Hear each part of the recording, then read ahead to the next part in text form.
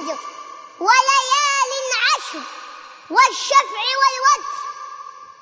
أقسم الله بأوقات عظيمة تكثر فيها الحسنات، منها الفجر. وما أدراك ما الفجر وما فيه من خير. وليال عشر، وهم العشر ليال من ذي الحجة. فضل والوتر وهو يوم عرفات،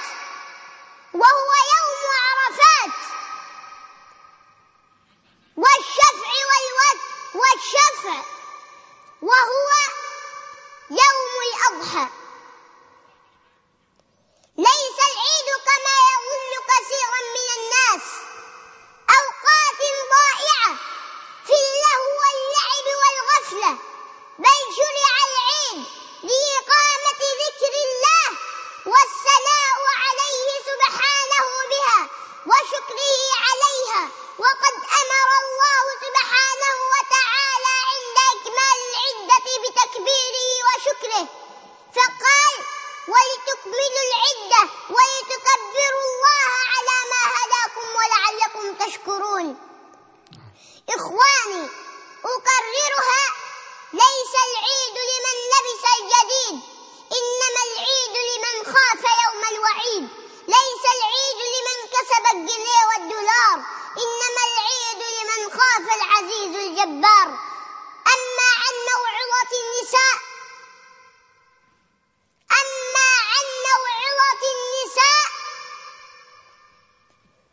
فوالذي نفسي بيده إن سر الضنك الذي تحياه الآن كثيرا من الأسر المسلمة سببه البعد عن منهج الله والبعد عن شرع الحبيب رسول الله مع التقليد الأعمال الشرق والغرب.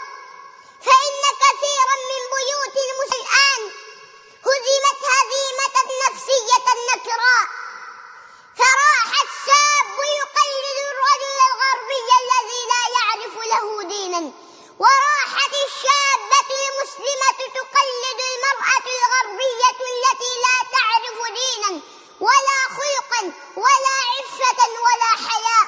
ولا أرى ذلك إلا تقليد المغلوب للغالب، تقليد الأسفل للأعلى.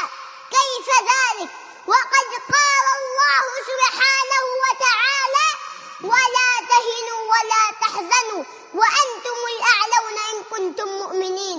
وإنما نراه الآن في الشوارع والطرقات من تبرج سافل وعري فاضح يؤلم القلب، ومن بناطيل وملابس تلبسها الفتيات بلا خجل أو حياء، من أعظم الأدلة على خراب الأسر وعلى فساد البيوت. فأنا لا أتصور أن بنتا تخرج بهذا الزي الفاضح قد خرجت. لا أقول مسلم يعرف الله، أين أنت أخي الحبيب من قول الله تعالى: يا أيها الذين آمنوا قوا أنفسكم وأهليكم نارا وقودها الناس والحجارة عليها ملائكة غلاظ شداد يعصون الله ما أمرهم يأمرون.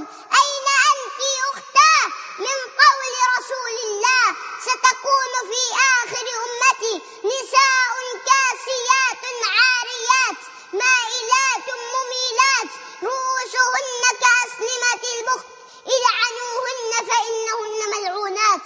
أختاه، إنهم يقولون إنك نصف المجتمع، بل أنت المجتمع كله.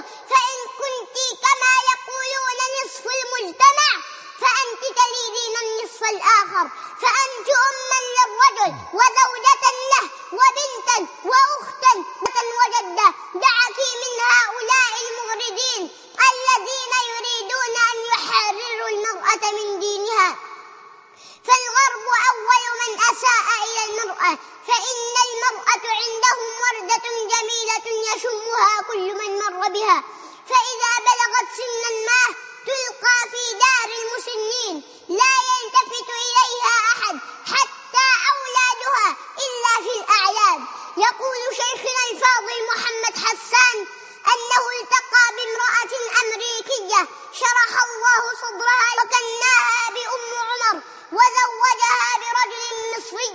مسلم. وبعد أيام أصرت أم عمر أن يزورهما الشيخ في بيتهم، فقال لها الشيخ: ما شعورك الآن بعد الإسلام؟ قالت أم عمر الأمريكية التي لا تعرف الإسلام إلا من أيام قليلة: والله يا شيخ أتمنى أن أصرخ بأعلى صوتي لأسمع كل امرأة أنني أخيرا ولدت دينا يحفظ المرأة كرامتها. أختاه، لا تغتري بكلماتهم البراقة، فإنه كسراب بقيعة يحسبه الظمآن ماء. يا حرة أختاه، يا حرة قد أرادوا جعلها أمة غريبة العقل غريبة النسب. هل يستوي من رسول الله قائده دوما وآخر قائده أبو لهب؟ وأين من كانت الزهراء أسوتها ممن تخطت خطى حمالة الحطب؟ فلا تبالي بما يلقون من شبه، وعندهم الشرع إن تدعوه يستجب. سليه من أنا من أهلي لمن نسبي،